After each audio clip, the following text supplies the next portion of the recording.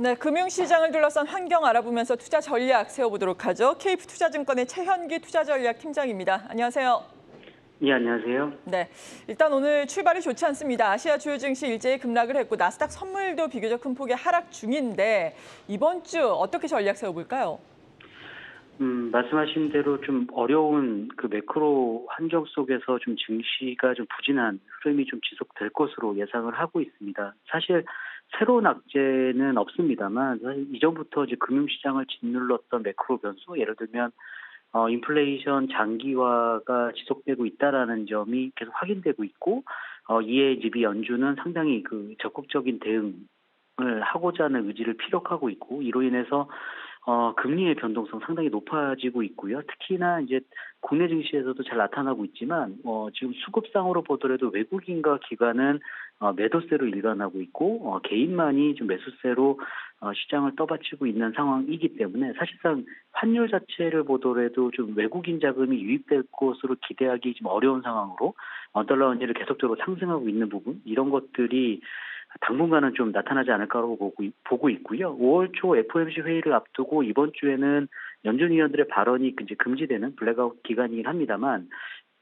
그 중반에 이제 3월 PC 물가가 발표될 예정인데 여전히 물가의 상승 압력이 좀 높을 것으로 좀 예상이 되고 있습니다. 그래서 긴축 우려가 좀 지속될 것으로 좀 예상이 되고 있고요. 전반적으로는 단기간에 좀 시장이 반등할 것으로 좀 기대하기 어려운 상황이기 때문에 보수적인 포트폴리오, 좀 방어적인 포트폴리오가 좀 유효한 상황이라고 보시면 될 것 같습니다.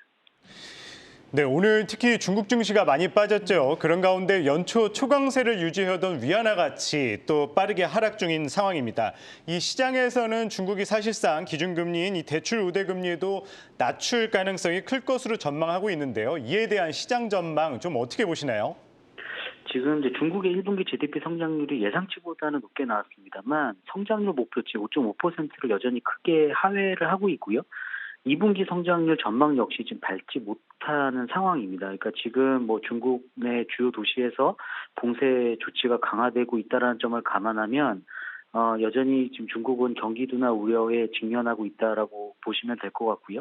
사실상 이제 그 LPR이라고 하는 대출 우대금리 좀 인하할 것이라는 기대감이 있었는데 지난 20일에 동결을 했거든요. 그러니까 연준은 어쨌든 이제 통화 정책 긴축적으로 상당히 가고 있는데 중국 그 정책 당국이 물론 이제 반대로 갈 수는 있겠습니다만 아무래도 대외 환경상 추가로 금리를 인하하기 좀 어려운 것 아니냐라는 좀 시장에 좀 의구심이 좀 있는 상황입니다. 그래서 물론 이제 재정 정책을 가지고 이제 경기의 둔화 우려를 제어하겠습니다만 단기간에는 소비라든가 투자 부분 또 수출 부분 이런 것들이 좀 좋은 모습으로 나타나기 어려운 상황이기 때문에 그런 쪽에서 봤을 때는 좀 단기적으로 중국 증시의 하락 그리고 중국과 미국의 어떤 통화 정책의 디커플링으로 인한 위안화 약세 흐름은 좀 단기가 좀 지속될 가능성이 높다라고 판단하고 있습니다.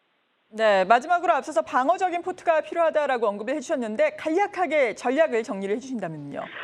지금 이제 최근에 이제 음식료라든가 통신 업종이 좀 상대적으로 지수 대비 퍼포먼스가 양호했는데 좀 그런 업종에 좀 단기간 좀 집중할 필요가 있을 것 같고요.